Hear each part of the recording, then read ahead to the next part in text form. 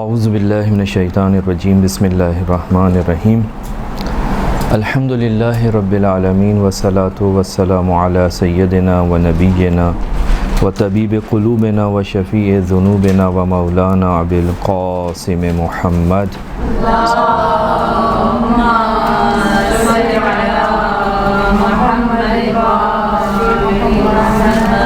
وعلى أهل بيته الطيبين الطاهرين المعصومين المظلومين لا سيما بقية الله الأعظم أرواحنا له الفداء ولعنة الدائمة على أعدائهم أجمعين من يومنا إلى قيام يوم الدين أما بعد فقد قال الله سبحانه وتعالى في محكم كتابه أعوذ بالله من الشيطان الرجيم بسم الله الرحمن الرحيم إن الذين يشترون بعهد الله وَأَيْمَانِهِمْ ثَمَنًا قَلِيلًا أُولَئِكَ لَا خَلَاقَ لَهُمْ فِي الْآخِرَةِ وَلَا يُكَلِّمُهُمُ اللَّهُ وَلَا يَنْظُرُ إِلَيْهِمْ يَوْمَ الْقِيَامَةِ وَلَا يُزَكِّيهِمْ وَلَهُمْ عَذَابٌ أَلِيمٌ۔ ہماری جو آج کے درس کا جو موضوع ہے وہ ہے عذاب پروردگار، اور اسی مناسبت کو مد نظر رکھتے ہوئے سورہ آل عمران کی آیت نمبر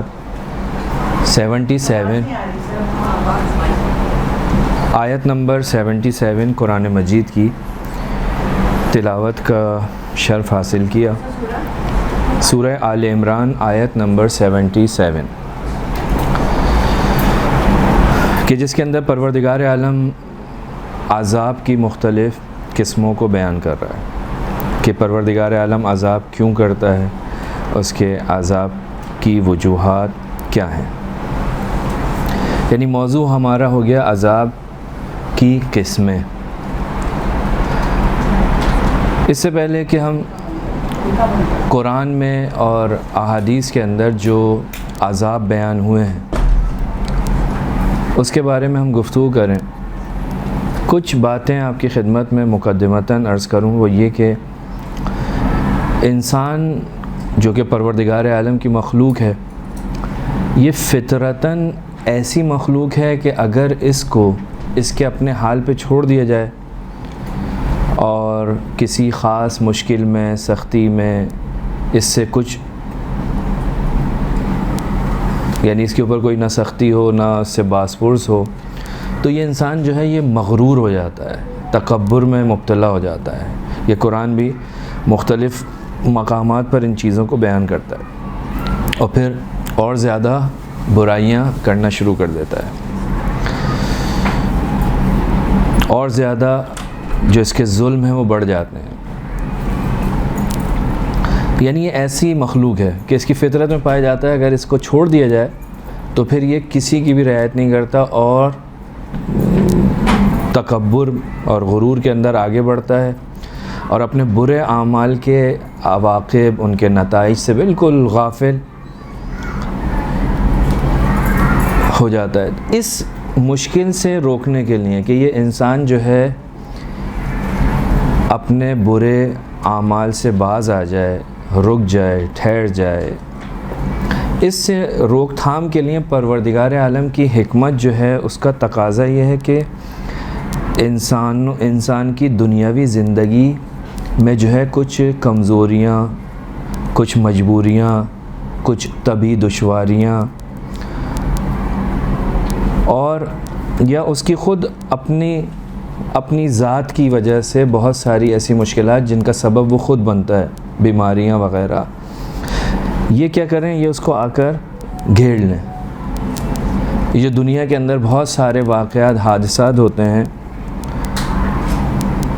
بہت سارے لوگ مرتے ہیں، یقیناً موت پروردگار عالم دیتا ہے، لیکن اس کا جو ابتدائی سبب ہوتا ہے وہ خود انسان بنتا ہے بعض جگہوں پر۔ ایسا نہیں کہ پروردگار نے کہا اوپر سے نہیں کودو، عقل کہتی ہے اوپر سے نہیں کودو، اگر کوئی کود جاتا ہے پروردگار کو معلوم ہے کہ یہ اوپر سے کودے گا لیکن وہ اپنے اختیار سے کود رہا ہے۔ یہ کام نہیں کرو، یہ کام کرو گے تو مثال کے طور پہ اس کا نتیجہ یہ ہوگا، زمین میں ڈرل کرو گے تو مثلا زلزلہ آ جائے گا، پہاڑوں کے اندر تم اس طرح سے کچھ کرو گے آتش فشاں پھٹ جائیں گے، یہ طوفان آ جائے گا، یا یہ موذی حشرات وغیرہ جو ہیں ان سے بہت سارے حوادث سرزد ہوتے ہیں، یہ ساری چیزیں انسان کو گھیرے میں لے لیتی ہیں اور اس کو تذکر ملتا ہے اس کے ذریعے سے کہ دیکھو ابھی بھی سدھر جاؤ۔ عقل کہتی ہے، ایک طرف عقل ہے، ایک طرف شہوت ہے، اور پروردگار عالم کے طرف سے آنے والے نمائندے، یہ دوسری طرف سے اپنا شیطان انسی، یعنی اندر سے اگر ہم دیکھیں تو انسان کی عقل اور اس کی شہوت، ان دونوں کا جھگڑا، اور باہر سے دیکھیں تو اللہ کے نمائندے، شیطان کے نمائندے، یہ سارے کے سارے اس کو گھیرے میں۔ تو یہ جو دنیا کی جو محدودیت ہے، جب یہ انسان اس دنیا میں رہتا ہے، اب یہ پروردگار کی حکمت تھی کہ اسے ان چیزوں میں مبتلا کرے تاکہ یہ انسان سیدھی راہ پر رہے، کسی پر ظلم نہ کرے۔ تو ان سے بچنے کے لیے ایک چیز جو پروردگار عالم نے اس کائنات کے اندر قرار دی وہ یہ کہ مختلف قسم کے امتحانات، مختلف قسم کی دشواریاں میں مبتلا ہو۔ اب انسان کا جو جسمانی اور نفسانی مشکلات کا مقابلہ کرنا تھا، وہ اس کی شخصیت کیسی ہے، کیسے کرے گا ان سے۔ اندر سے عقل اس کی کہتی ہے یہ کام نہیں کرو، شہوت کہتی ہے یہ کام کرو۔ عقل کو پروردگار عالم نے حجت کے طور پہ اس کے وجود میں قرار دیا ہے، عقل منع کرتی ہے، وہ کہتی ہے یہ کام نہیں کرو۔ شہوت کہتی ہے، دنیا کی محبت کہتی ہے یہ کام کرو، جھگڑا۔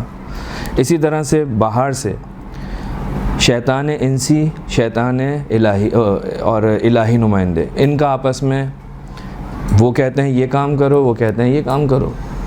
وہ کسی چیز میں وہ جو خدا کے نزدیک بدترین چیز ہے اس کو خوبصورت بنا کے انسان کے سامنے لے آتا ہے۔ الہی نمائندہ کہتا ہے نہیں، یہ خوبصورتی یہ نہیں ہے جو تمہیں ظاہر میں نظر آ رہی ہے، خوبصورتی کچھ اور ہے، خوبصورتی کی تعریف ہی کچھ اور ہے، یہ جو تمہاری آنکھیں دیکھ رہی ہیں دھوکہ ہے۔ تو یہ چیزیں چلتی رہتی ہیں۔ اب خدا نے اس کو ان تمام چیزوں کے باوجود ایک اختیار دیا کہ یہ آئے اور اپنے اختیار سے جس چیز کا بھی انتخاب کرے، تاکہ مجبور نہ کہلائے کل قیامت میں نہ کہ پروردگار میں تو مجبور تھا، شیطان نے مجھے بہکا دیا۔ نہیں، پروردگار نے اختیار دیا اس کو، اس کے پاس کوئی فرار کا راستہ نہیں ہے۔ اب یہ قابل ذکر بات یہ ہے کہ پوری کائنات اپنی ساری نعمتیں، مصیبتوں کے ساتھ اس صاحب اختیار انسان کے لیے کیا ہے؟ امتحان کی جگہ ہے، ابتلا کی جگہ ہے۔ یہ سب چیزیں اگرچہ انسان کے تابع ہیں، اس کائنات کو پروردگار نے کس کے لیے بنایا ہے؟ انسان کے لیے، انسان کی خدمت کے لیے۔ انسان اسی دنیا کے ذریعے اپنی آخرت کو سنوارتا ہے یا اپنی آخرت کو بگاڑتا ہے۔ یعنی دنیا ایسا نہیں ہے کہ بہت ہی بری چیز ہو، اگر اتنی بری چیز ہوتی تو پروردگار خلق نہیں کرتا۔ دنیا اچھی ہے، ڈیپینڈ کرتا ہے کہ میں اور آپ دنیا کو دیکھتے کیسے ہیں۔ تو یہ ساری کی ساری چیزیں جو اس کائنات کے اندر ہو رہی ہیں سب انسان کے لیے ہیں۔ اب یہ انسان کے تابع ہیں، اور یہ بلائیں اور مشکلات بھی حقیقت میں اگر ہم دیکھیں تو ایک مرحلے تک انسان کے لیے نعمت ہیں۔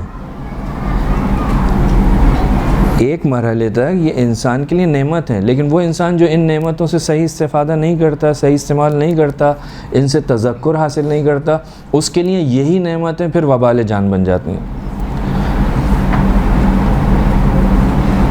کیوں نعمتیں کیوں ہیں؟ نعمتیں اس لیے کہ ان امتحانات پہ صبر کرتا ہے۔ مثلا قرآن کی آیت آپ اکثر سنتے ہیں، وَبَشِّرِ اِذَا أَصَابَتْهُمْ مُصِیبَةٌ قَالُوا إِنَّا لِلَّهِ وَإِنَّا إِلَیْهِ رَاجِعُونَ۔ وَبَشِّرِ الصَّابِرِینَ، کہا کہ بشارت دے دو صبر کرنے والوں کو۔ خوب مشکل آئی، صبر کیا، نتیجہ کیا ہو گیا؟ جنت۔ یعنی انسان کا اپنا اختیار تھا کہ انسان کیا چاہتا ہے۔ یعنی ان مشکلات کے نتیجے میں ہم دیکھتے ہیں کہ دنیا اور آخرت میں اس کے لیے آسانیاں بھی فراہم ہوتی ہیں۔ ایسا نہیں ہے کہ مشکلات آ رہی ہیں تو یہ مشکلات جو ہے اس کے لیے صرف اور صرف تکلیف کا باعث بن رہی ہیں۔ نہیں، اگر یہاں آج تکلیف بھی ہے تو کل اس کے بعد آسانی ہے، سکون ہے۔ یعنی اگر یہ مشکلات نہ ہوں تو شاید یہ انسان ترقی نہیں کر سکتا۔ پروردگار نے اس انسان کو اس دنیا میں بھیجا ہے، کیوں بھیجا ہے؟ ہاں، کمال تک پہنچنے کے لیے۔ وہ کمال تک کیسے پہنچے گا؟ تو کمال تک پہنچنے کے لیے جو اس کو امتحان دینا پڑے گا۔ وہ امتحان کہاں ہے؟ اس دنیا میں تو کوئی امتحان ہے ہی نہیں۔ اس دنیا کے اندر یہ جو امتحانات ہیں کسی بھی صورت میں ہوں، یہ انسان کی ترقی کا باعث بن رہا ہے۔ تو پروردگار نے اس انسان کو عقل بھی دی، پروردگار عالم نے اس انسان کے لیے انبیاء اولیاء بھی بھیجے، اس کے مقابلے میں وہ چیزیں بھی ہیں کہ جو اسے ان کی ہدایت یا ان کی رہنمائی سے روکے۔ لہٰذا اب یہ انسان ہم نے اس کو راہ ہدایت دکھا دی، اب ہم یہ دیکھیں گے کہ یہ شاکر ہے یا کافر ہے، یہ قبول کرتا ہے یا قبول نہیں کرتا۔ اب اس دنیا کے اندر بلائیں مصیبتیں آنی ہیں، جن کو کوئی انسان کہتا ہے کہ یہ پروردگار عالم کا امتحان ہے، اور کوئی انسان یہ کہتا ہے پروردگار عالم کا عذاب ہے۔ اور واقعاً بعض لوگوں کے لیے عذاب ہوتا ہے، بعض لوگوں کے لیے امتحان ہوتا ہے۔ ایک حد تک سب کے لیے امتحان ہے، لیکن اس حد کے بعد پھر وہ عذاب میں تبدیل ہو جاتا ہے۔ تو دنیا میں بھی پروردگار عالم کے عذاب ہیں، کچھ عذاب ایسے ہیں جو آخرت میں ہیں۔ ایسا نہیں کہ عذاب صرف اور صرف آخرت میں ہی ہوگا، دنیا میں نہیں ہوگا۔ کچھ عذاب ایسے ہیں کہ جن کو ہم کہتے ہیں امتحان، اور وہی امتحان بعض لوگوں کے لیے ایک مرحلے پر پہنچنے کے بعد کیا ہو جاتے ہیں؟ عذاب میں تبدیل ہو جاتے ہیں۔ اچھا، اب جب انسانوں کو ہم دیکھتے ہیں تو انسان بھی ہمارے دو طرح کے ہیں، کچھ معصوم ہیں، کچھ غیر معصوم ہیں۔ کچھ وہ لوگ ہیں کہ جن سے کسی قسم کا کوئی گناہ سرزد نہیں ہوتا، کوئی انجام نہیں پاتا، وہ صرف اور صرف پروردگار عالم کی اطاعت کرتے ہیں، اس کے آگے جھکتے ہیں۔ لیکن اس اطاعت کے باوجود بھی ہم دیکھتے ہیں ان کی زندگی میں پریشانیاں ہیں، ان کی زندگی میں تکالیف ہیں۔ یعنی اولیاء خدا، انبیاء خدا کی اگر ہم زندگی دیکھیں تو ان کی زندگی کے اندر بھی بلائیں دکھائی دیتی ہیں، نہ صرف دکھائی دیتی ہیں بلکہ اگر آپ دیکھیں تو ان کے ہاں بلائیں زیادہ ہوتی ہیں، ان کے پریشانیاں زیادہ ہوتی ہیں۔ انبیاء کی زندگی آپ دیکھیں تو ان میں سختیاں زیادہ دکھائی دے رہی ہیں، ان کی پریشانیاں زیادہ دکھائی دے رہی ہیں۔ حضرت نوح کو اتنا مارتے تھے وہ بے ہوش ہو جاتے تھے، 3 دن تک بے ہوش رہتے تھے۔ ہر نبی کو اذیت پہنچاتے تھے، وہ تو معصوم ہے، اس نے کوئی گناہ نہیں کیا، کسی کا حق نہیں کھایا، پروردگار عالم کی اطاعت میں بھی سب سے آگے۔ اس کی وجہ کیا تھی؟ انبیاء کو کیوں مصیبتوں کا، بلاؤں کا سامنا کرنا پڑتا تھا؟ مختلف وجوہات روایات کے اندر معصومین نے بیان کیے، چند ایک کی طرف اشارہ کروں۔ ایک تو یہ کہ پروردگار عالم ان پر جو یہ مصیبتیں یا بلائیں یا امتحانات ڈالتا تھا، اس کا ایک سبب یہ تھا کہ ان کے جو نفس ہیں وہ مضبوط ہو جائیں، ان کے ارادے، نفوذ جو ہیں محکم ہو جائیں، ان کے ارادے محکم ہو جائیں۔ عام طور پہ انبیاء کا جو کام ہے، آپ نے سب نے سنا بھی ہوگا، پڑھا بھی ہوگا کہ انبیاء عام طور پر چوپانی کرتے تھے، بکریاں چراتے تھے۔ تو بکریاں چرانا بہت مشکل کام ہے، بظاہر ایسا لگتا ہے کوئی اتنی مشکل نہیں ہوگی، لیکن جب وہ بکریاں چلتی ہیں تو ان کو کنٹرول کرنا، ان کو ایک خاص سمت کے اندر لے کر چلنا بہت مشکل ہے، سخت ترین کاموں میں سے ایک کام ہے۔ اور اس کے علاوہ دوسرے کام، تو انبیاء کے ارادے کو مضبوط کرنے کے لیے پروردگار عالم ان پر پریشانیاں یا مصیبتیں یا امتحانات ڈالتا تھا۔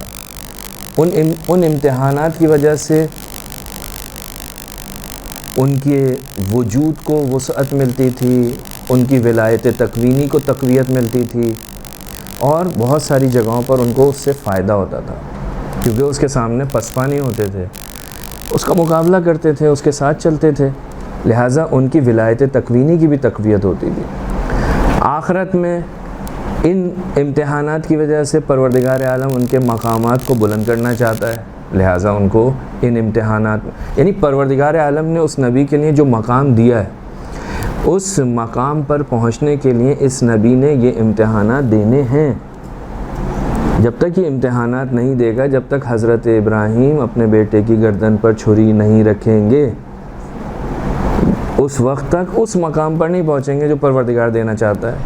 جب تک وہ اس وادی کے اندر اپنے بیوی بچوں کو چھوڑ کر نہیں آئیں گے جہاں اس وقت سارے مسلمان پہنچے ہوئے ہیں، اور کچھ دنوں کے بعد منا میں بھی پہنچیں گے جہاں پر قربانی ہوئی، قربانی کا واقعہ ہوا. یہ کیا ہے؟ یعنی پروردگار عالم نے ان کے درجات کو بلند کرنا چاہتا ہے، لہٰذا ان کو امتحانات میں مبتلا کرتا ہے. پروردگار عالم امتحانات میں مبتلا اس لیے کرتا ہے اولیاء کو اپنے، تاکہ ان کے وجود میں دنیا کی پیروی یا دنیا کے پیچھے چلنے کی چیزوں سے نفرت ہو. یعنی وہ دنیا سے منہ پھیریں، اپنا دنیا کی طرف راغب نہ ہوں، بلکہ دنیا سے اعراض کریں، اپنا منہ پھیر. یا بارگاہ رب العزت میں تضرع، التماس، التجا کی کثرت، خدا کی یاد. جب مصیبت آتی ہے تو وہ کس کی طرف جائے؟ اللہ کی طرف. پروردگار چاہتا تھا یہ زیادہ سے زیادہ ہو، لہٰذا انبیاء اور معصوم اگر مختلف قسم کے امتحانات دے رہے ہیں تو اس کا یہ مطلب نہیں خدا نخواستہ ان سے کوئی کوتاہی ہوئی. کیونکہ عام طور پہ ہم لوگ یہی سوچتے ہیں، کسی انسان کو کسی پریشانی میں دیکھتے ہیں تو فوراً کہتے ہیں بھائی یہ جیسا کرو گے ویسا بھرو گے، یہ تو ہونا تھا. ہمیں کیا معلوم کہ پروردگار عالم نے کیوں کیا ہے، کہ کس وجہ سے امتحانات میں مبتلا ہو رہا ہے. پروردگار عالم اس مصیبت سے کیا چاہتا ہے، لیکن ہم فوراً بغیر کچھ لحاظ کیے اپنی زبان کو آزاد چھوڑ دیتے ہیں. نتیجہ یہ ہوتا ہے کہ اپنی لیے مشکلات ایجاد کرتے ہیں، اپنے لیے مشکلات کھڑی کرتے ہیں. تو انبیاء اولیاء کے لیے پروردگار عالم نے مقامات رکھے ہیں. پروردگار چاہتا ہے دنیا سے نفرت کریں، پروردگار چاہتا ہے کہ یہ اس کی یاد میں رہیں، اور مختلف چیزوں کی وجہ سے پروردگار ان کو عذاب میں، امتحانات میں مبتلا کرتا ہے. امام حسین علیہ السلام کے امتحان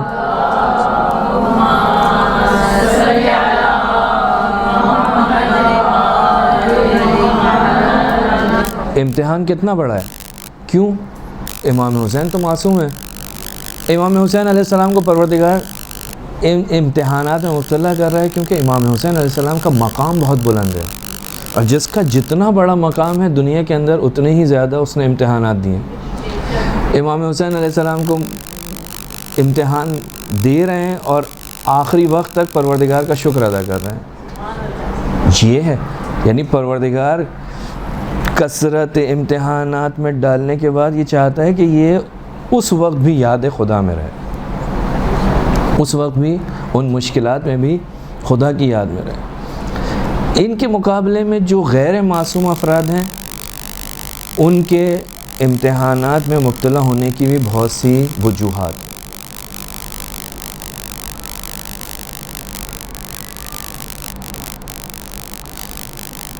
ان میں سے ایک وجہ یہی ہے جو ہم نے وہاں پہ بھی بیان کی کہ مومن ہے تو مومن پر پریشانیاں اس لیے آتی ہیں کہ پروردگار چاہتا ہے اسے کسی مقام پر پہنچانا، کسی مقام پر دیکھنا. امام رضا علیہ السلام کے زمانے کی بات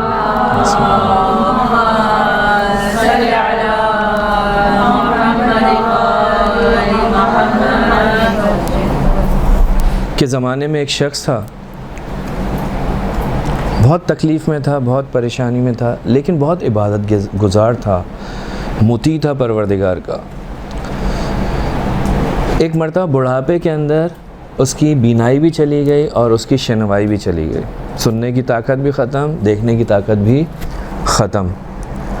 اب ایسے میں ایک شخص امام کی خدمت میں آیا، کہا کہ مولا یہ شخص تو بہت ہی پروردگار کا مطیع ہے، اطاعت گزار ہے، کیوں اس کے اوپر یہ پریشانی آ رہی ہیں؟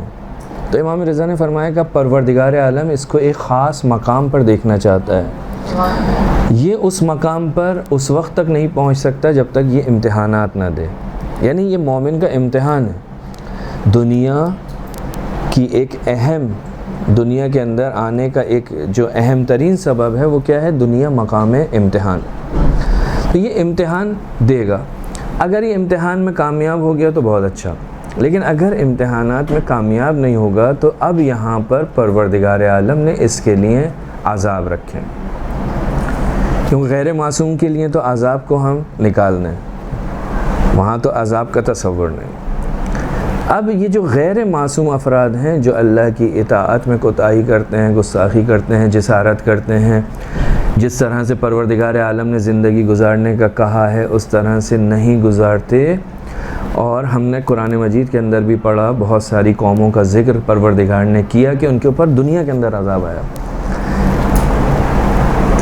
عذاب دو طرح کے، کچھ عذاب ایسے ہیں کہ جو دنیا میں آتے ہیں، کچھ عذاب ہیں کہ جو آخرت میں آتے ہیں۔ بس دنیا میں ہر آنے والی مشکل عذاب نہیں ہوتی۔ انبیاء پر بھی مشکل آتی تھی لیکن وہ عذاب نہیں تھی، مومن پر بھی مشکل آتی ہے وہ عذاب نہیں ہوتی۔ ہر انسان جو مشکل میں آپ کو مجھے دکھائی دیتا ہے، اس کا یہ مطلب نہیں ہے کہ اس کے اوپر اللہ کا عذاب آ رہا ہے، اور ہمیں تو کہنا بھی نہیں چاہیے کیونکہ ہم کوئی قضاوت کا حق نہیں رکھتے۔ پروردگار جانتا ہے کہ وہ کیا کر رہا ہے۔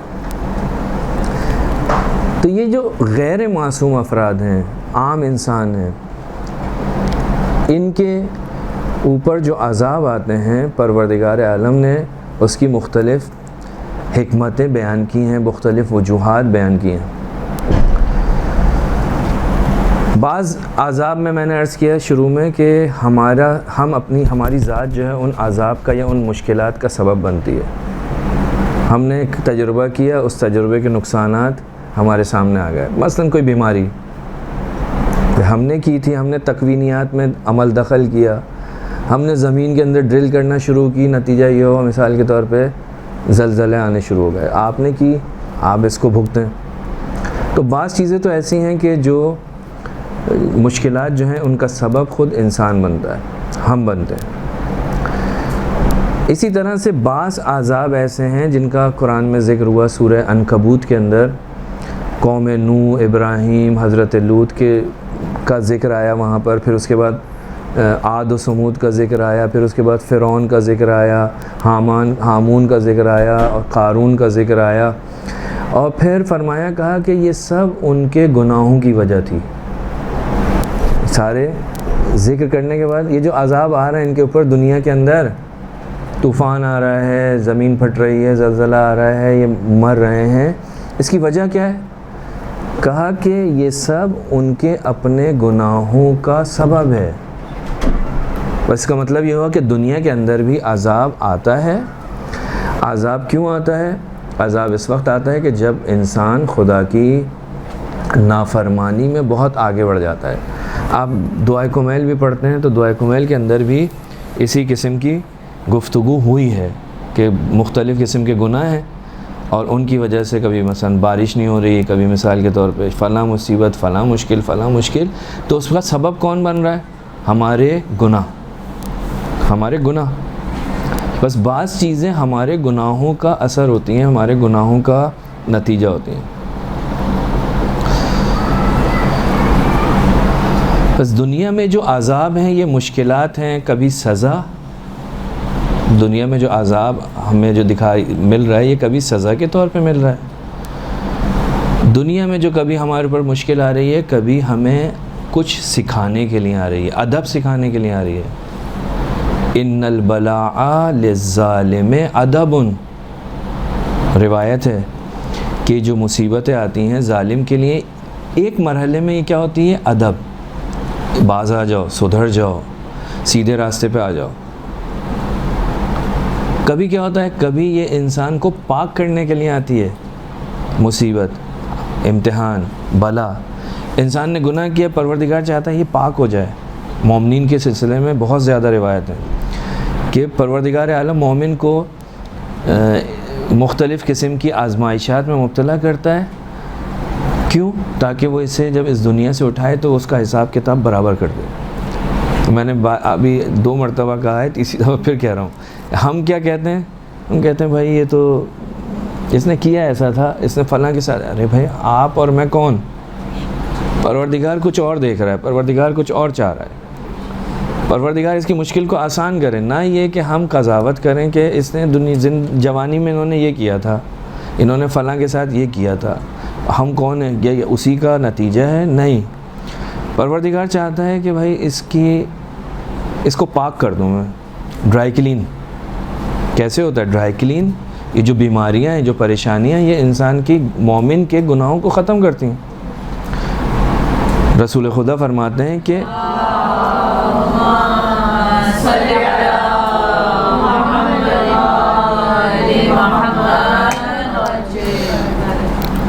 کہ مومن کو جو پریشانیاں آتی ہیں ان کی وجہ سے اس کے گناہ ختم ہو جاتے ہیں. کبھی تربیت کرنا ہوتی ہے، کبھی انسان کی تربیت کرنا چاہتا ہے پروردگار، اس کو فتنے میں، آزمائش میں مبتلا کرتا ہے. یہ آیت ہم اکثر پڑھتے ہیں، سنتے ہیں مجالس کے اندر کہ ہم نے تم کو مبتلا کیا، وَنَبْلُوكُمْ بِالشَّرِّ وَالْخَيْرِ فِتْنَةً، آزمائش میں مبتلا کیا ہم نے. خیر اور شر، خیر اور شر یہ دونوں آزمائش ہیں.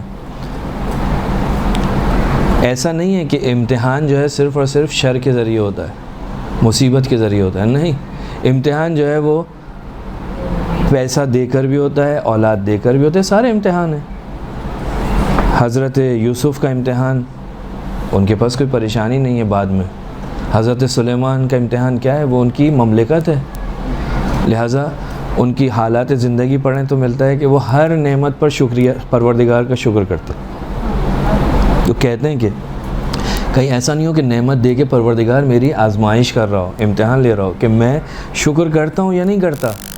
لہٰذا پروردگار خیر اور شر کے ذریعے تمہیں آزماتا ہے. شر کیا ہے؟ جتنی بھی سختیاں ہیں ان کو ہم کہتے ہیں شر. جتنی بھی پریشانیاں ہیں شر، مشکلات، بیماریاں، یہ کیا ہے؟ شر. ہم تم کو مبتلا کرتے ہیں خیر میں اور شر میں. شر کسے کہتے ہیں؟ وہ جو ہمیں پسند نہیں آتی، جو ہماری وجود سے مناسبت نہیں رکھتی، اس کو ہم کہہ دیتے ہیں شر. بیماری ہم کہتے ہیں شر. پریشانی ہو گئی، پیسہ ختم ہو گیا، تنگ دستی، ہم کہتے ہیں شر. لیکن یہ کیا ہے؟ یہ آزمائش کا ذریعہ ہے. چھٹے امام سے روایت ہے، مولا کائنات کی خدمت میں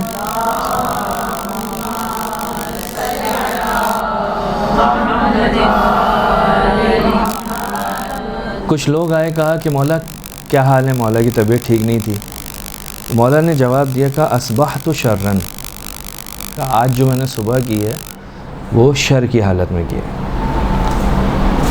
یہ جواب ایسا جواب تھا کہ جو ان کو توقع نہیں تھی کہ امیر المومنین یہ جواب دیں. امیر المومنین یہ کہیں خدا کی طرف سے تو خیر ہی خیر ہوتی ہے. کہا میں نے آج جو صبح کا آغاز کیا ہے وہ شر کے ساتھ کیا. تو لوگوں نے پوچھا مولا آپ سے یہ امید نہیں تھی.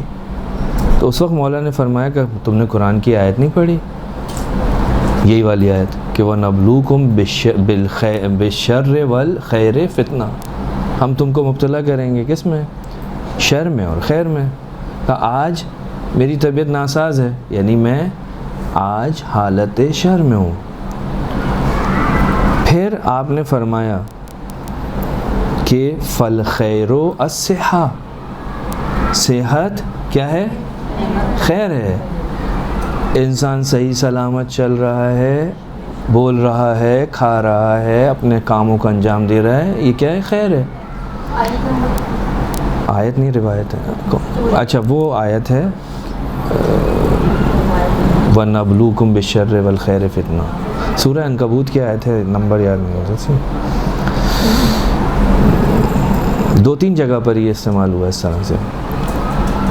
تو مولا فرماتے ہیں فَالْخَيْرُ الصِّحَّةُ، خیر کیا ہے؟ صحت ہے. میری آج طبیعت ناساز ہے. غنا کیا ہے؟ خیر ہے، بے نیازی خیر ہے. وَالشَّرُّ الْمَرَض، بیماری کیا ہے؟ شر ہے. وَالْفَقْرُ، ناداری کیا ہے؟ شر ہے.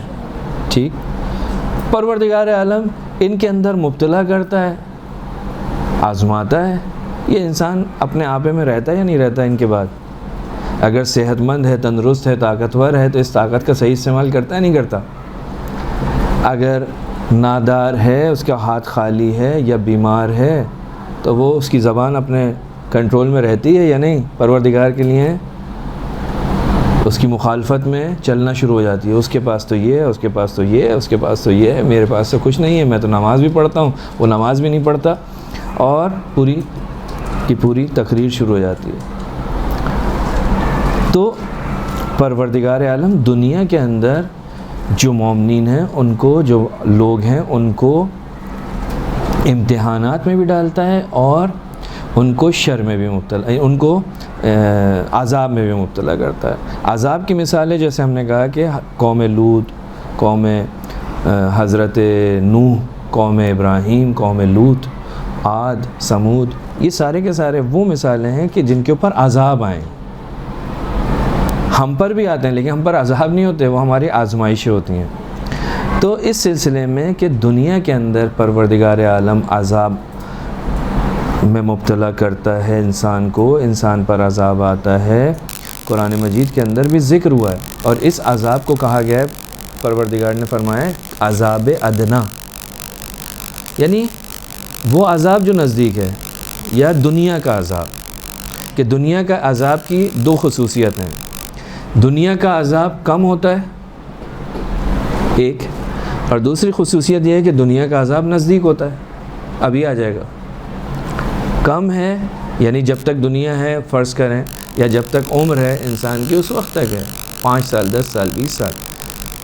اور کیا ہے؟ نزدیک بھی ہے.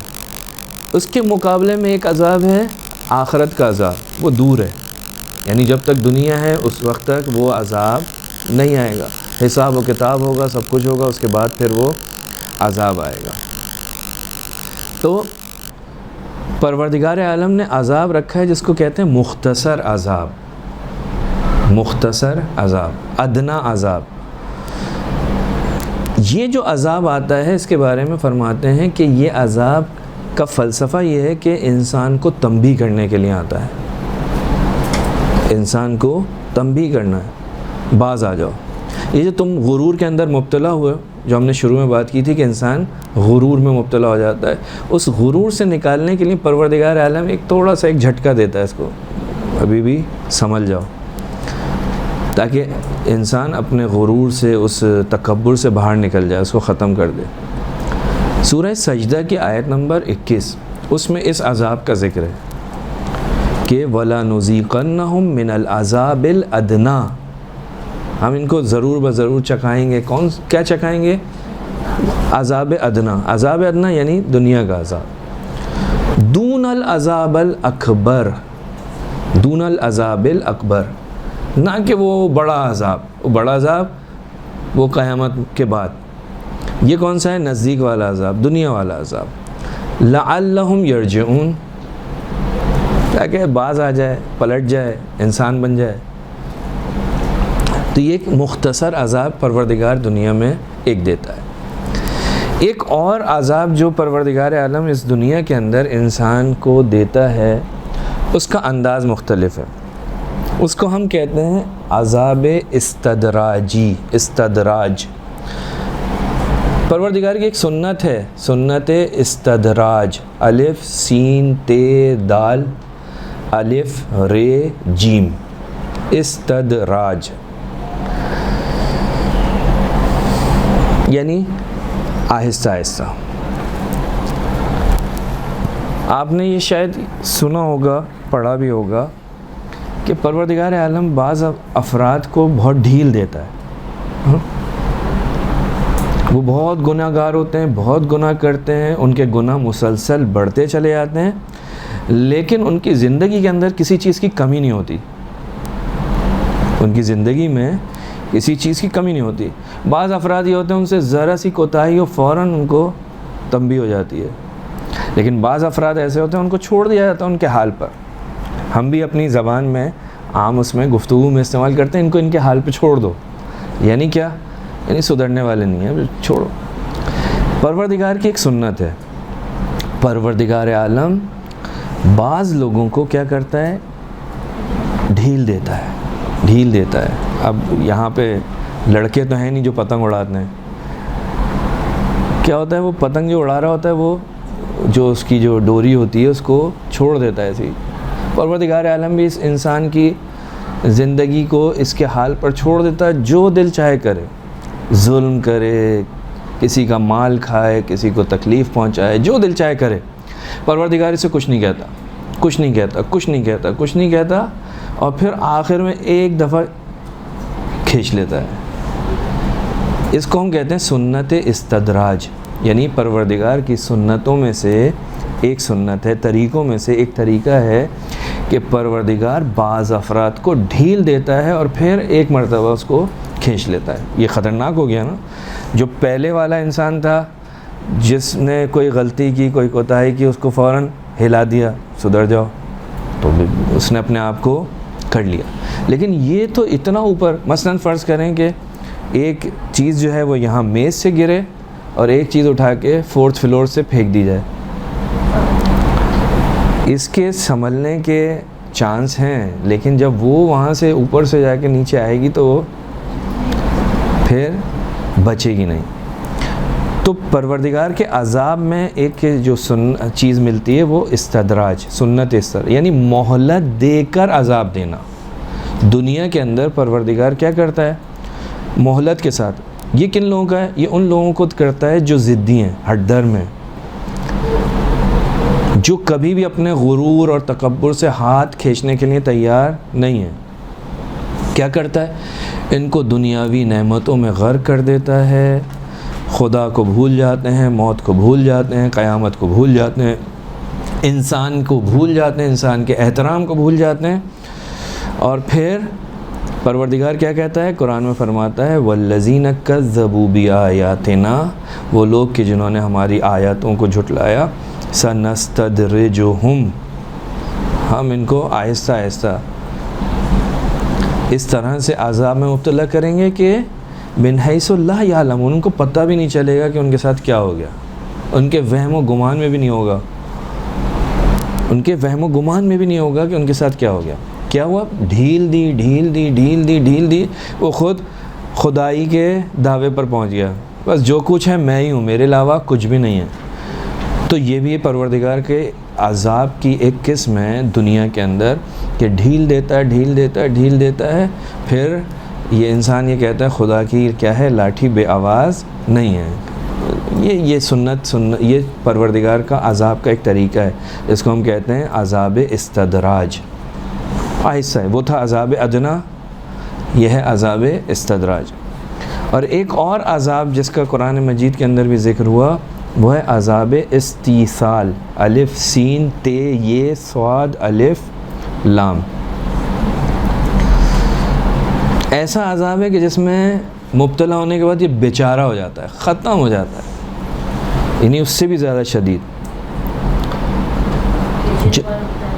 الف سین تے یہ صاد الف لام، استیصال۔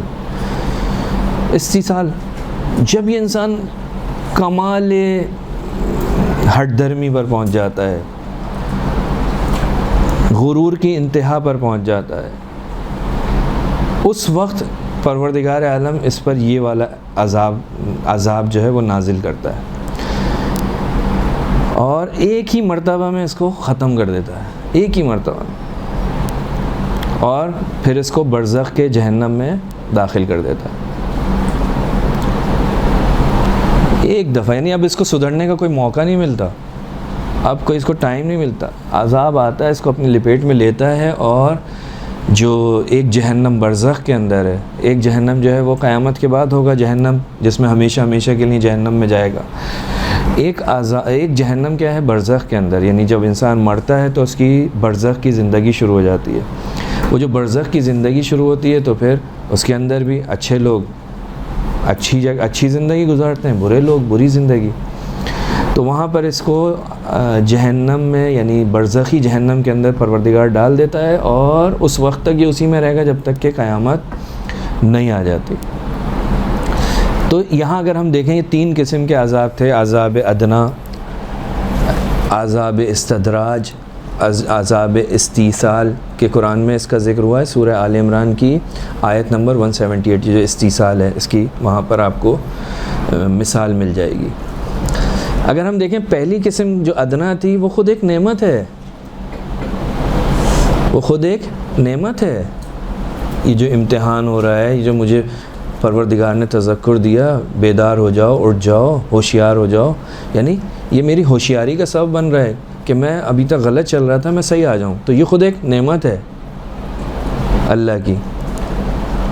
انسان صبر، استغفار، تضرع، توبہ، یہ سب چیزیں کرتا ہے، اس کے بعد نتیجہ کیا ہوتا ہے؟ وہ پاک بھی ہو جاتا ہے، اس کے نام اعمال میں نیکیاں بھی پروردگار اس کے گناہوں کو نیکیوں میں تبدیل کر دیتا ہے۔ تو یہ تو نعمت ہو گئی، روٹ کے واپس آیا ہے، پروردگار کا اور زیادہ عزیز ہو گیا، اس کو پروردگار کی بارگاہ میں ایک مقام بھی ملتا ہے۔ لیکن یہ جو دوسری اور تیسری قسم کا عذاب تھا، استدراج اور استیصال، ان کی دنیا اگرچہ اچھی ہوتی ہے لیکن عذاب آخرت میں ان کے مشکلات بڑھتی چلی جاتی ہیں، کیونکہ دنیا میں تو ان کے پاس سب کچھ تھا نا، ہم یہی کہہ رہے تھے نا، یہ تو کچھ بھی نہیں کرتے، ان کے پاس سب کچھ ہے۔ ہم یہی کہہ رہے ہوتے ہیں عام طور پہ اپنی زندگی میں کہ کافروں کے پاس سب کچھ ہے، انہی کی زندگی جنت ہے، وہ تو یہ کرتے ہیں، دہریے ایسے ہیں، مثلا وہ جاپان میں رہنے والے ایسے ہیں، وہ تو کسی کو بھی نہیں مانتے، بتوں کے سامنے جھکتے ہیں، فلاں آدمی ایسا ہے۔ تو یہ کیا ہے؟ یہ ڈھیل ہے۔ آپ کو مجھے اگر اس دنیا کے اندر تذکر مل رہا ہے تھوڑی سی سختی کے ساتھ، اگر میں اپنے آپ کو سیدھا کر لیتا ہوں تو اس سے بڑی نعمت اور کیا ہوگی؟ ٹھیک، تو یہ عذاب بھی ایک نعمت کی حیثیت رکھتا ہے، ڈیپینڈ یہ کرتا ہے ہم اس کو کیسے دیکھتے ہیں۔ دوسرا جو عذاب ہے وہ ہے آخرت کا عذاب۔ آخرت میں پروردگار عالم عذاب کرے گا۔ یہ جو آخرت کا عذاب ہے، ہم ہمیشہ سے یہ سنتے آئے ہیں کہ جناب آخرت میں کیا ہوگا؟ ایک آگ، جہنم جیسی جہنم کا لفظ آتا ہے فوراً ایک آگ کا تصور ہمارے ذہنوں میں آ جاتا ہے۔ لیکن قرآن کے اندر اگر ہم جا کے دیکھتے ہیں نا تو یہ آگ کی مختلف خصوصیات ہیں، مختلف صفات ہیں، یعنی ایسا نہیں ہے کہ سب کو ایک جیسی آگ ملے گی، دسیوں قسم کی آگ ہیں، کوئی چبھنے والی آگ ہے، کوئی جلانے والی آگ ہے، کوئی عجیب، کوئی ہمیشہ رہنے، یعنی پروردگار نے جو مختلف قرآن کی میں جو استعمال کی ہیں عذاب جہنم کے سلسلے میں آیات، ان میں جو عذاب کی جو صفت بیان کی ہے نا، مثلا عذاب علیم، دردناک عذاب، ایک یقیناً میں کوئی نہ کوئی فرق ہوگا، پروردگار تبھی تو اتنی تقسیم کر رہا ہے۔ عذاب مستقر، ایسا عذاب جو ہمیشہ کے لیے ہے، یہ ایک الگ۔ عذاب مقیم، عذاب الخلد، ایسا عذاب کہ جس میں آگ جو ہے وہ ڈبل آگ کی طرح سے ہو جائے گی۔ عذاب الحریق، چبھنے والی آگ۔ سوء العذاب، دردناک عذاب۔ العذاب الشدید، یعنی دیکھیں یہ سارے الفاظ جو قرآن مجید کے اندر پروردگار عذاب کے ساتھ استعمال کر رہا ہے، ہر ایک اس عذاب کی ایک خاص خصوصیت کو بیان کر رہا ہے۔ سب کا عذاب ایک جیسا نہیں ہے۔ اس دنیا میں جانے کے بعد مختلف قسم کے اشد العذاب، شدید ترین عذاب۔ اب یہ شدید ترین عذاب کے لیے خاص لوگ ہیں کہ ان کا عذاب جو ہے کون سا ہے؟ شدید ترین ہے۔ عذاب مہین، خوار کرنے والا عذاب۔ اب یہ خواری وہاں کیسی ہے؟ عذاب واسب، دائمی عذاب۔ عذاب الخز، خواری اور رسوائی والا عذاب۔ یعنی انسان جو ہے وہ عذاب، یعنی یہ سمجھ لیجئے کہ عذاب جو ہے وہاں پہ دو طرح کے ہو گئے۔ ایک عذاب ایسا ہے کہ جس کا تعلق جو ہے نا، جیسے ہم کہتے ہیں روحی عذاب، دنیا کے اندر ہوتا ہے نا، ٹارچر کرتا ہے انسان، مار کے نہیں کرتا، صرف اس کو اپنے الفاظ کے ذریعے ٹارچر کر رہا ہوتا ہے، یعنی اس کی روح کو تکلیف پہنچ رہی ہوتی ہے، جسم کو تکلیف نہیں پہنچتی۔ بعض عذاب ایسے ہیں قیامت کے اندر کہ اس سے اس کو، یعنی وہ روحی عذاب ہے، پٹائی نہیں ہو رہی لیکن تکلیف پہنچ رہی ہے۔ مثلا فرض کریں کہ آپ جس سے شدید محبت کرتے ہو، آپ اس کے سامنے بیٹھے ہوں اور وہ آپ سے منہ پھیر لے، عذاب ہے یا نہیں ہے؟ کوئی انسان امام حسین علیہ السلام سے شدید محبت کرتا ہو،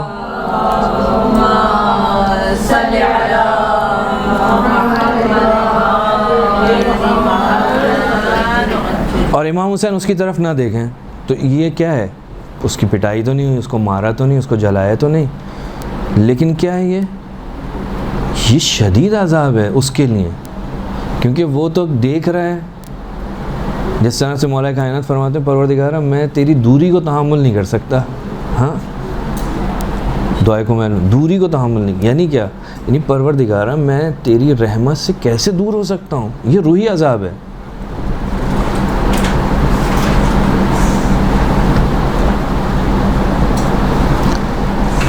پروردگار قرآن میں کہتا ہے، یعنی جب اپنی رحمت سے دور کرتا ہے، وہ کہتا ہے کہ جس طرح سے آج تم جو ہے دنیا میں،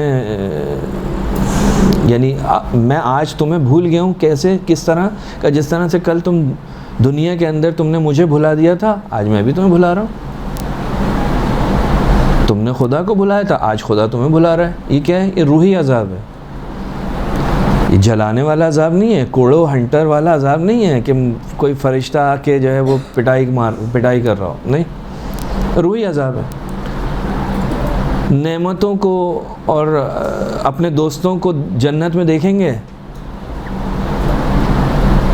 ان سے کہیں گے بھائی ہمیں بھی کچھ دے دو، تو وہ وہاں سے پلٹ کر کہیں گے بھائی کافروں پر یہ سب چیزیں حرام ہیں، ان کے لیے نہیں ہے. یہ کیا ہے؟ یہ عذاب ہے. لیکن یہ عذاب کیا ہے؟ جسمانی عذاب نہیں ہے، آگ نہیں ہے یہاں پہ، کیا عذاب ہے؟ کچھ نہیں ہے. آپس میں جو گفتگو ہوگی جنت اور جہنمی، جنتی اور جہنمیوں کے درمیان، تو جنتی کہیں گے کہ وہ خدا نے جو وعدہ کیا تھا وہ ہمیں تو دے دیا، تم بتاؤ تم سے جو وعدہ کیا تھا تمہیں بھی ملا؟ اب کیا ہے یہ گفتگو کیا ہے؟ عذاب روحی کا سبب بنتی ہے. حسرت کریں، یعنی انہوں نے جو دنیا کے اندر جو اعمال انجام دیے تھے، ان اعمال کو دیکھ کر حسرت کریں گے کہ اے کاش کہ ہم نے ان کاموں کو انجام نہیں دیا ہوتا. جہنم سے باہر نہیں نکل سکتے ان اعمال کی وجہ سے. پھر تحقیر، ان کی ذلت، جس طرح دنیا کے اندر کوئی کسی کی تحقیر کرتا ہے تو اسے مارتا تو نہیں ہے، لیکن 50 آدمیوں کے درمیان اگر کوئی شخص کوئی ایسی بات کرتا ہے تو اس کو کتنی تکلیف ہوتی ہے. تو وہاں عذاب کی ایک قسم کیا ہے؟ وہ یہی ہوگی، تحقیر، خواری، ذلت. اور عذاب بھی ایسا ہے کہ جو کبھی ختم نہ ہو. تو پروردگار مختلف قسم کے عذاب، قرآن مجید کے اندر بہت زیادہ عذاب کا ذکر ہوا ہے. عذاب الحمیم، کھولتے ہوئے پانی کا عذاب. اب کس طرح سے ہوگا، کیا ہوگا، قرآن مجید کے اندر یہ آیا ہے. عذاب ہے حمیم کا. عذاب من زجر العلیم، دردناک عذاب، سخت ترین عذابوں میں سے ایک دردناک عذاب. یعنی بہت سارے عذاب ہیں جو بہت زیادہ سخت ہیں، ان میں سے ایک دردناک ترین عذاب. اب سوچئے کہ کیا ہوگا، یہ پروردگار دے گا کسی کو. عذاب السموم، قتل کرنے والا. زہر کیا کرتا ہے؟ انسان کو قتل کر دیتا ہے. کہ ایسا عذاب ہوگا جو ان کو قتل کر دے گا. قتل ہوں گے پھر زندہ ہوں گے، قتل ہوں گے پھر زندہ ہوں گے. عذاب السموم. عذاب الاکبر، بڑا عذاب. عذابا فوق العذاب، عذابا لا اعذبہ احدا من العالمین. ایسا عذاب کہ جو کسی کو بھی نہیں دیا ہوگا، ایسا عذاب دوں گا. کیا ہے یہ؟ سارے کے سارے عذاب جو ہیں پروردگار عالم، یعنی مختلف قسم کی ان کی صفات کو پروردگار بیان کر رہا ہے.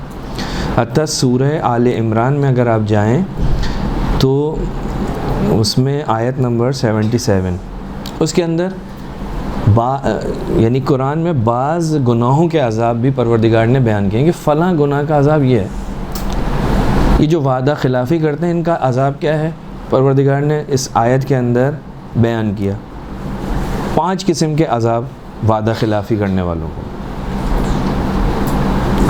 آخرت سے ان کو کچھ نہیں ملے گا۔ ان الذین یشترون بعہد اللہ وایمانہم ثمنا قلیلا، وہی جو آیت میں نے آپ کی خدمت میں پڑھی تھی، وہ لوگ جو خدا کے پیمان کو اور اپنی قسموں کو بہت ہی معمولی سی چیزوں کے مقابلے میں توڑ دیتے ہیں، ختم کر دیتے ہیں، ان کی وفا نہیں کرتے۔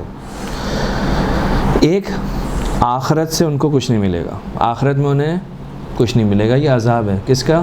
وعدہ خلافی کرنے والوں کے لیے۔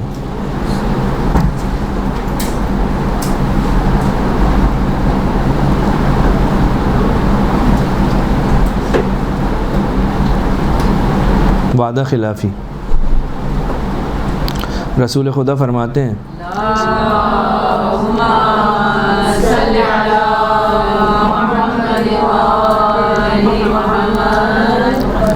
لا ایمان لمن لا امان لہ ولا دین لمن لا عہد لہ، وہ شخص جو امانت کی رعایت نہیں کرتا، کسی نے کوئی امانت رکھوائی اس کا خیال نہیں کرتا، اس کے پاس ایمان نہیں ہے۔ اگر امانت میں کوئی خیانت کرتا ہے تو اس کے پاس کیا ہے؟ ایمان نہیں ہے۔ اور دوسرا جملہ جو ہماری بات سے، ہماری گفتگو سے تعلق رکھتا ہے، فرماتے ہیں وہ شخص جو اپنے وعدے پر وفاداری نہیں کرتا، وہ کیا ہے؟ اس کے پاس دین نہیں ہے۔ لا دینا، دین نہیں ہے، لمن، اس شخص کے لیے کہ لا عہد لہ، جو وعدے پر وفا نہیں کرتا، وعدے کی پاسداری نہیں کرتا۔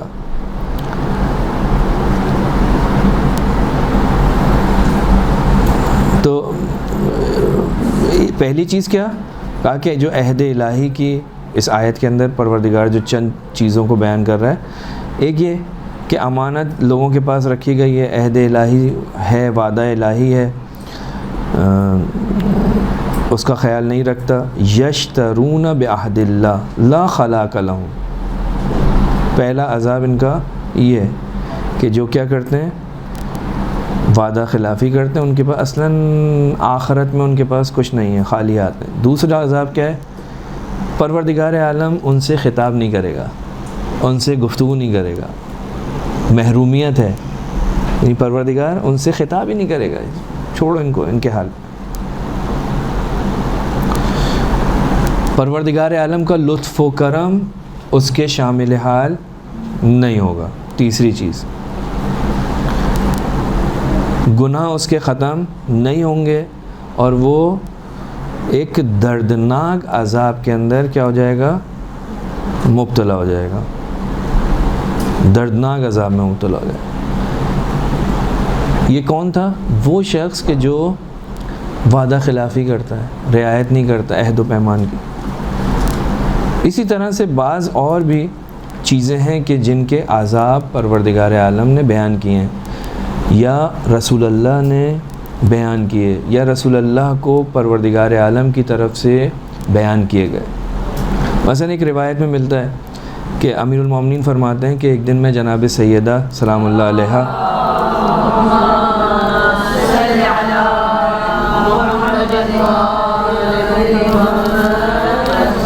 کے ساتھ جو ہے رسول خدا کی خدمت میں گیا، تو دیکھا کہ رسول خدا گریہ کر رہے ہیں۔ حضرت گریہ کر رہے ہیں۔ جب یہ دونوں شخصیات پہنچی تو رسول خدا نے فرمایا کہ رسول خدا سے پوچھا کہ کیوں گریہ کر رہے ہیں، کیوں رو رہے ہیں؟ تو آپ نے فرمایا اے علی، جب میں معراج پر گیا تھا تو میں نے کچھ عورتوں کو، کچھ خواتین کو اپنی امت کی بہت زیادہ سختی میں دیکھا، پریشانیوں میں دیکھا، ان کے عذاب کی شدت سے میں گریہ کر رہا ہوں، یعنی میں جو آج رو رہا ہوں اس وجہ سے، ان کے لیے میں گریہ کر رہا ہوں۔ کیا دیکھا؟ ایسی کون سی چیز تھی جو اتنی ان کے عذاب کی شدت کا سبب بنی اور آپ اس کو یاد کر کے گریہ کر رہے ہیں؟ تو رسول خدا نے فرمایا، کہا کہ میں نے ایک عورت کو دیکھا جو اپنے بالوں، جس کو بالوں کے اوپر لٹکایا ہوا تھا، اس کے شدید گرمی کی وجہ سے اس کا جو بھیجا تھا وہ سر سے باہر نکل رہا تھا. کہا ایک کو دیکھا کہ وہ زبان سے لٹکی ہوئی ہے اور جہنم کا جو کھولتا ہوا پانی ہے اس کے گلے کے اندر ڈالا جا رہا ہے. ایک کو دیکھا کہ اپنے بدن کے گوشت کو نوچ رہی ہے اور اس کے پاؤں کے نیچے جو ہے وہ آگ جو ہے اس کے شعلے اٹھ رہے ہیں. ایک کو دیکھا کہ اس کے ہاتھ پیر باندھے ہوئے اور سانپ اور بچھو جو ہیں وہ اس کے اوپر مسلط ہیں. ایک کو دیکھا کہ اس کا جو سر ہے وہ بھیڑیے کی طرح سے اور جسم جو ہے اس کا وہ گدھے کی طرح سے اور مختلف قسم کے عذاب اس کے اوپر آ رہے ہیں. ایک کو دیکھا کہ وہ کتے کی شکل میں آگ اس کے منہ سے باہر آ رہی ہے. عذاب کے فرشتے اس کو مسلسل عذاب میں مبتلا کر رہے ہیں. جناب سیدہ نے کہا بابا ان کا قصور کیا تھا, ان کا جرم کیا تھا, ان کا گناہ کیا تھا جو اس عذاب کے اندر ان مختلف قسم کے شدید عذاب, یہ جو قرآن کے اندر عذاب شدید, عذاب حریق اور عذاب الخلد, یہ جو عذاب ہیں کہا یہ کیوں ان کو ان عذاب کے اندر مبتلا کیا گیا.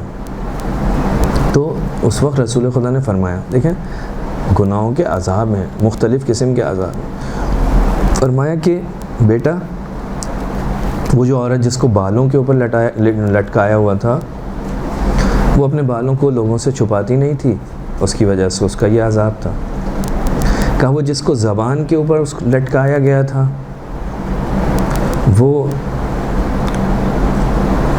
اپنے شوہر کی اجازت کے بغیر گھر سے باہر جاتی تھی. وہ عورت جو اپنے بدن کے گوشت کو کھا رہی تھی اس کا عذاب اس وجہ سے تھا, نوچ رہی تھی, کہ اس وجہ سے کہ وہ نامحرموں کے سامنے اپنی زینت و آرائش کو ظاہر کرتی تھی. کہ وہ جو اس کے ہاتھ پیر باندھے ہوئے تھے اور اس کے اوپر سانپ اور بچھو چھوڑے ہوئے تھے وہ بغیر وہ جو ہے اس کی مشکل یہ تھی کہ وہ وضو اور طہارت اور لباس اور غسل وغیرہ کو اہمیت نہیں دیتی تھی, نماز کو ہلکا سمجھتی تھی, نماز کو اہمیت نہیں دیتی تھی. کہ وہ جس کا سر جو ہے وہ بھیڑیے کی طرح سے اور بدن جو ہے وہ گدھے کی طرح سے تھا, وہ تھی جو چغلی ادھر کی بات ادھر لگاتی تھی اور جھوٹ بولتی تھی. اور وہ جس کا چہرہ جو ہے وہ کتے کی طرح سے تھا اور آگ جو ہے اس کے بدن سے نکل رہی تھی, وہ تھی کہ جو گاتی تھی اور حسد کرتی تھی.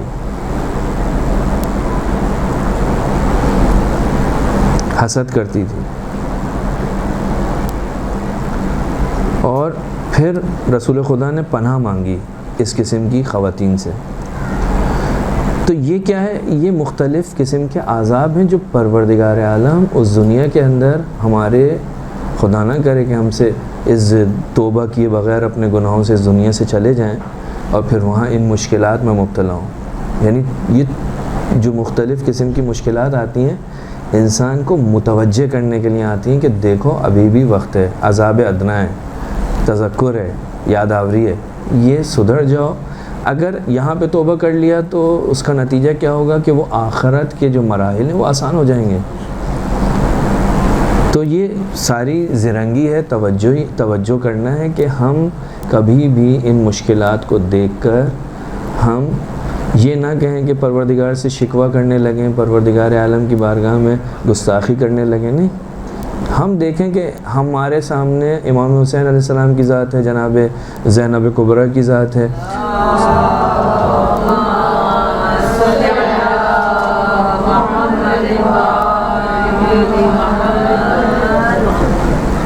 کہ پروردگار عالم کہ وہ ہستیاں کہ جن کے اوپر اتنے شدید مشکلات کا جنہوں نے سامنا کیا, لیکن جناب زینب جو ہیں وہ امام حسین علیہ السلام کا لاشا اٹھا کے کہتی ہیں پروردگارہ ہماری طرف سے اسے قبول فرما. امام حسین علیہ السلام جو ہیں وہ اپنے سجدے کے اندر پروردگار کا شکر ادا کر رہے ہیں آخری وقت میں، کیسی کیسی قربانیاں آپ کی نگاہوں کے سامنے ہوئی اس کے بعد. تو یہ کیا ہے؟ یہ شاکر ہیں، یہ صابر ہیں. یعنی ہمارے سامنے آئیڈیل موجود ہیں، اسوات موجود ہیں. ہمارے لیے کوئی مشکل نہیں ہے، مشکل اس کے لیے جس کے سامنے کچھ نہ ہو. ہمارے سامنے یہ ہستیاں ہیں کہ جو مختلف قسم کے امتحانات میں مبتلا ہوئیں اور وہاں سے سرخرو ہو کر پروردگار عالم کی بارگاہ میں. تو پروردگار مومنین کو مقام دینا چاہتا ہے، لہٰذا مشکلات میں مبتلا کرتا ہے. ہمیشہ عذاب نہیں ہوتا، اور اگر عذاب آ بھی جائے تو ادنا ہے، عذاب ادنا ہے. اس سے درس لینا چاہیے، اس سے سیکھنا چاہیے اور اپنے آپ کو سیدھا کرنے کی کوشش کرنی چاہیے.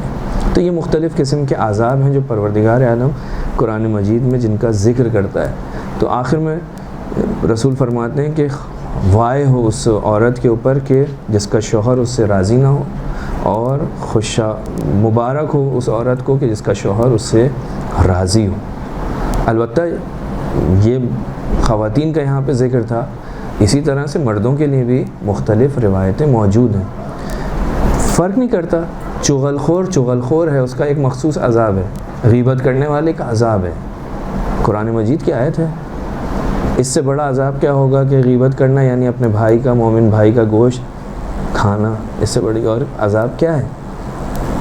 چغل خوری کا عذاب. بعض گناہ تو ایسے ہیں کہ جن سے انسان کا دین ختم ہو جاتا ہے. بہت معمولی سی چیزیں سمجھتے ہیں ہم انہیں، جھوٹ، غیبت، چغلی، حسد. یہ وہ چیزیں ہیں کہ جن کو ہم اہمیت نہیں دیتے. جھوٹ بولنا کوئی گناہ ہی نہیں ہے. اس وقت جھوٹ بولنے کو ہم جھوٹ کیا ہے بول دیا، لیکن جھوٹ گناہ کبیرہ میں سے. غیبت کرنا، چغلی کرنا، یہ سارے کے سارے چیزیں.